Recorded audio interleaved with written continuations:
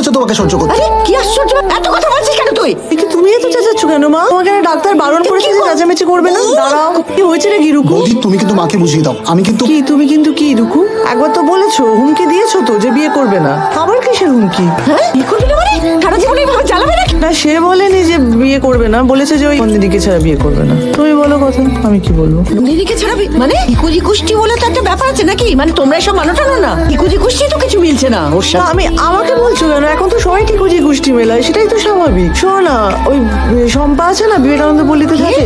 আরে আমার বন্ধু। হ্যাঁ। হ্যাঁ তো ওর পাড়াতে মহেশ শাস্ত্রী বসে, বুঝতে পারলে? আর টিভিতে প্রোগ্রাম করে 5টার সময় মহেশ শাস্ত্রী ইন্টারন্যাশনাল। ওই টিভির মহেশ শাস্ত্রী? হ্যাঁ আমি ওরা নন্দিনীর ঠিকুজি গোষ্ঠী পাঠিয়েছিলাম। তুই পাঠিয়েছিলি? হ্যাঁ তো উনি বলছেন যে একটা দোষ আছে। কি দোষ তো আছে? আছেই তো দোষ। আবার তুমি চেঁচাচ্ছ মা?